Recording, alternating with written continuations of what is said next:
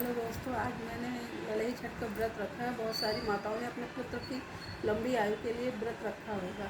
कहते हैं इस व्रत पे कहानी सुनना बहुत ही अच्छा होता है। और मेरी दादी जो थी वो हमेशा कहानी सुनाया करती थी, तो उन्हीं की सुनाई हुई एक कहानी मैं आपको सुना रही हूँ। एक राजा थे, उन्होंने एक सगरा बोलते तालाब पानी के लिए जो है खुदवाया जाता है, तो उन्होंने एक सगरा खुदवाया और जिसमें से पानी नहीं आ रहा था। तो राजा बहुत परेशान थे। उन्होंने बड़े बड़े पंडितों को बुलाया कि आप आइए और देखिए क्या है। तो पंडितों ने विचार विमर्श किया कि अगर आप अपने पुत्र की बलि देंगे तो सगरा यानी तालाब में पानी आ जाएगा।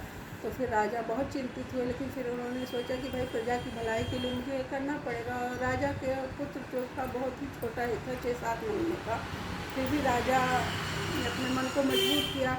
फिर वो सोचने लगे कि भाई कैसे कहूँ रानी से, क्या कहूँ, समझ नहीं पा रहे थे। फिर उन्होंने क्या किया, वो घर पे गए और रानी से कहा कि जाओ, तुम्हारे पिताजी की तबीयत बहुत ज़्यादा ख़राब है और उनको देख के आओ। तो रानी जल्दी जल्दी जाने लगी राजकुमार को लेकर। तो उन्होंने कहा इनको छोड़ जाओ, परेशान हो जाओगी, इनको मेरे पास छोड़ दो और आप जाओ जो है उनको देख के आओ।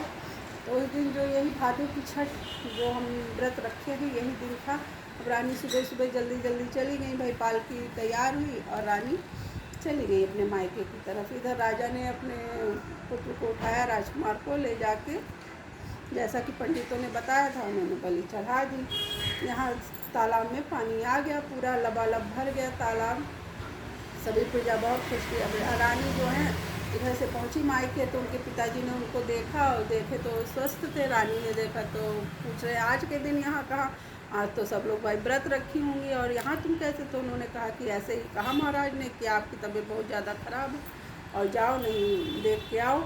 तो उनके पिताजी ने कहा कि अच्छा ऐसा कहा तो एक काम करो, तुम यहाँ बैठो मत, तुरंत वापस हो लो, ज़रूर कोई बात है इसलिए उन्होंने आपको जो है यहाँ पे भेजा है, चलो वापस हो और जाओ देखो क्या है कैसे है। रानी तुरंत वहाँ से वापस हो गई। तो इधर से तो जाते टाइम तालाब सूखा पड़ा था, रानी गई थी अपने राज्य से, लेकिन जब वापस आ रही थी तो तालाब में पूरा पानी लबालब भरा था। उसमें जो कमल होते हैं खिले हुए थे और वहाँ पे तमाम कुश वगैरह उगी थी। तो रानी ने सोचा व्रत है, सुबह से मैं दौड़ रही हूँ, तो लाओ जब तालाब में पानी आ ही गया है तो यहीं पे थोड़ा सा उतर के अपना स्नान कर लेती हूँ और गांठ वगैरह दे देती हूँ कुछ में। तो उन्होंने भाई पालकी जो लोग उठा रहे थे उनसे कहा कि जाओ महुआ की दातुन वगैरह लेके आओ और मैं अपना व्रत का कर दूँ, गांठ वाँठ दे दूँ, पूजा कर लूँ। तो फिर जो है उन्होंने वहीं पर दर्शन किया, नहाया और उसमें अपना गांठ दे के जैसे पीछे मुड़ी, पानी पी लें तालाब से थोड़ा। तो देखती क्या है कि राजकुमार वहाँ कमल के पत्तों पे खेल रहे हैं। तो वो फिर पानी पीने में नहीं लगी, दौड़ के गई, राजकुमार को उठा के गले से लगाई और पानी नहीं पिया, इधर आके पालकी में बैठी, बोली महल में ले चलो। यहाँ पे आए तो महाराज जो है हमारे चिंता के एक अंधेरे कमरे में लेटे हुए थे कि अभी रानी आएंगी तो क्या जवाब दूंगा मैं उनको।